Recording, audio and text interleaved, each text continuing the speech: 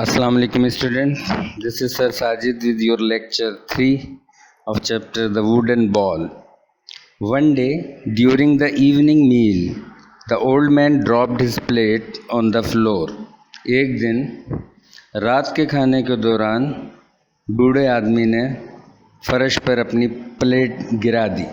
Crash, ज़ोर से धमाका हुआ प्लेट टकराने का फर्श पे. It smashed into 100 tiny pieces and the food fell all over the place.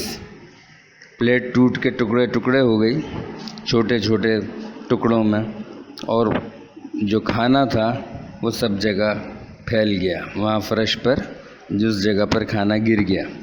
Thekla and Manfred began to clean up the floor, but how angry they were. थेकला और Manfred जो थे उन्होंने फर्श साफ़ करना शुरू किया, लेकिन कितने गुस्से में थे वो. After that accident they brought him a cheap wooden bowl from the market and gave him his dinner in that.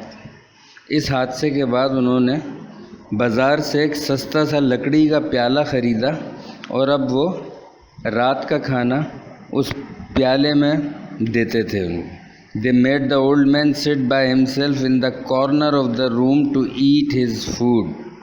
अब उन्होंने बूढ़े आदमी को यानी कि विल्हेम के दादा को अपने साथ बिठाना भी बंद कर दिया था. अब वो उनको खाने के वक्त कमरे के कोने में बिठा देते थे जहाँ वो बैठकर सबसे अलग खाना खाते थे. The old man was sad. He kept quiet and did not complain. बूढ़ा आदमी उदास था, बस वो खामोश रहते थे और वो किसी से शिकायत नहीं करते थे.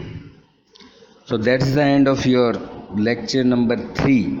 I am repeating it again for your convenience so that you can understand it easily. एक रोज़ शाम के खाने यानी रात के खाने के दौरान बूढ़े आदमी के हाथ से प्लेट गिर गई, जो कि फर्श पर गिर के टुकड़े टुकड़े हो गई और खाना भी गिर गया. थेकला और मैनफ्रेड ने फर्श साफ़ करना शुरू किया, लेकिन वो बहुत ज़्यादा गुस्से में थे. वो बूढ़े आदमी पर बहुत नाराज़ हुए.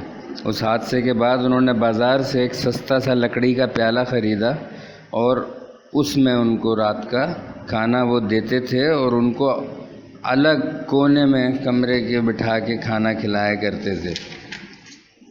जो बूढ़े आदमी थे विल्हेम के दादा, वो इस बात पर बड़े उदास थे, लेकिन वो खामोश रहते थे और किसी से कोई शिकायत भी नहीं करते थे, क्योंकि उन लोगों ने अब उन्हें साथ बिठाना छोड़ दिया था. सब टेबल पर बैठ के खाना खाते थे, दादा को सबसे अलग देते थे.